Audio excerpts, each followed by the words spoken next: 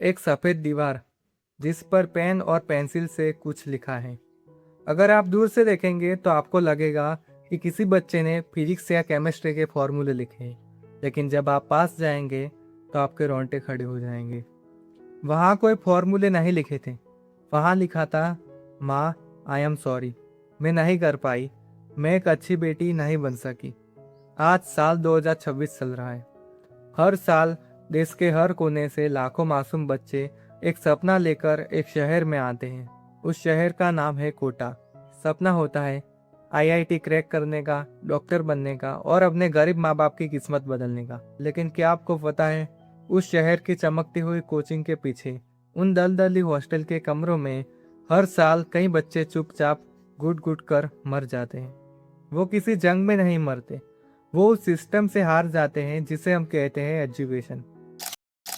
नमस्कार दोस्तों, अगर आप एक स्टूडेंट हैं या आप पेरेंट्स हैं तो आज आप इस वीडियो को पूरा ज़रूर देखना, क्योंकि आज हम किसी कंट्रोवर्सी पर बात नहीं करेंगे। आज हम बात करेंगे उस 17 साल की मासूम बच्ची की दास्तान की, जिसने मौत को गले लगाने से पहले अपनी दीवार पर पूरे देश के लिए आखिरी सच छोड़ा था। इस वीडियो को पूरा देखना, क्योंकि शायद ये वीडियो किसी और मासूम जान को बचा सके। चलिए बात की शुरुआत करते हैं। एक छोटा सा गांव जहां एक बाप कड़ी धूप में मिट्टी में अपना खून पसीना बहा रहा है। वो एक किसान है या शायद एक छोटा सा मजदूर। जब उसकी बेटी 10th में 95% लाती है तो पूरे गांव में मिठाई बटी जाती है। बाप की इज्जत गांव में बहुत ज्यादा बढ़ जाती है। लोग अगर कहते हैं बेटी होशियार है, इसको कोटा भेजो, आईआईटीएन बन जाएगी। कोटा भेजना आसान नहीं होता दोस्तों।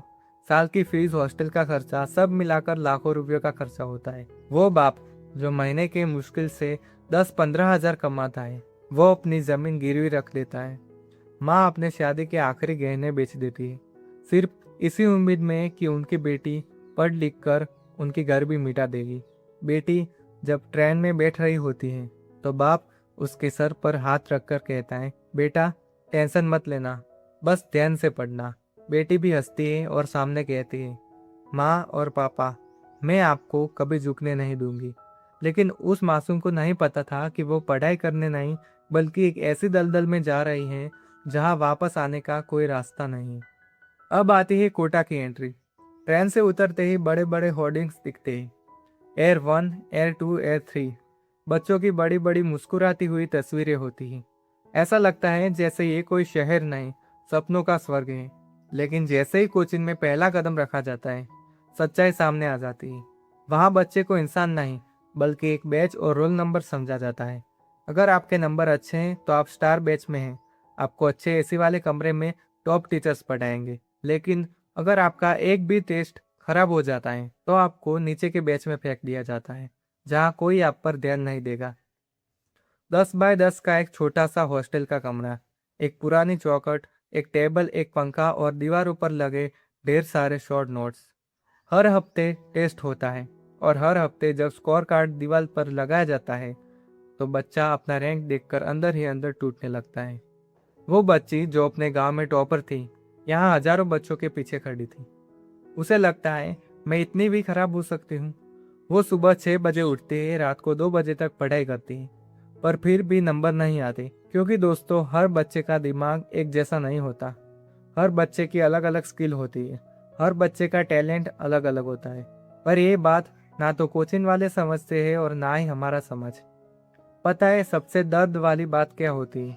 जब वो बच्ची थक कर अपनी माँ को फोन करती है। माँ फोन उठाती है और कहती है, हाँ बेटा, कैसे चल रही है पढ़ाई? तेरा बाप हर दिन तेरी बातें करता है। तेरी छोटी बहन कहती है कि दीदी बड़ा घर खरीदेंगी। अब आप सोचिए, वो 17 साल की बच्ची जो फोन पर रोने वाली थी, जो अपनी माँ को बताने वाली थी, माँ मुझे यहाँ डर लगता है, मेरा दम घुट रहा है, मुझसे यह नहीं हो पाएगा। वो माँ बाप की उन बातें सुनकर चुप हो जाती है। वो अपने आंसू पोंछ लेती है और झूठ बोल देती है कि माँ मैं ठीक हूँ, पढ़ाई बहुत अच्छी चल रही है। ये सब होता है सिर्फ उसके परिवार वालों की उम्मीद के कारण। वो फोन काट देती है क्योंकि उसे डर लगता है कि अगर उसने बोल दिया कि मैं नहीं कर सकती तो बाप की गिरवी रखी जमीन डूब जाएगी। माँ के टूटे गहने याद आते हैं। उसे लगता है कि अगर वो फेल हो गई तो समाज के सामने उसके माँ बाप की क्या इज्जत रह जाएगी। वो हर दिन उस 10 बाय 10 के कमरे में रोती है। मैस का खाना उससे खाया नहीं जाता। उसके दोस्त भी उसके कॉम्पिटिटर बन गए हैं। कोई किसी से दुख शेयर नहीं करता। एक ऐसी अकेलापन की दुनिया जहां हर बच्चा एक ऐसी रेस में दौड़ रहा है जिसका कोई अंत ही नहीं है।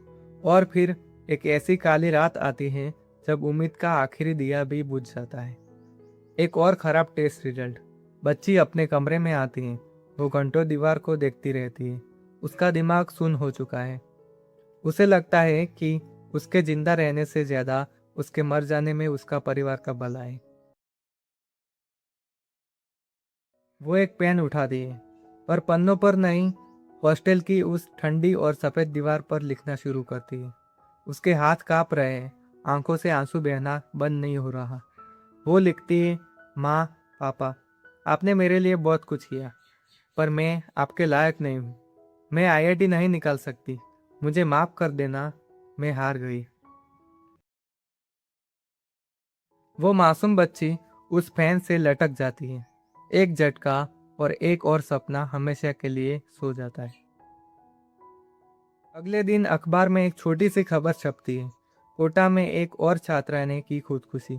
बस एक छोटा सा आंकड़ा बनकर रह जाती है वो जिंदगियां जिन्होंने कुछ करने के लिए इतना बड़ा फैसला लिया था। कोचिंग वाले अगले दिन उस हॉस्टल का पंखा बदल देते हैं। एंटी सुसाइड स्प्रिंग लगा देते हैं, पर उस टूटे हुए सिस्टम को कोई नहीं बदलता। आपका बच्चा, आपकी ज़मीन, आपके पैसे, आपके स्टेटस से 1000 गुना ज़्यादा कीमती है।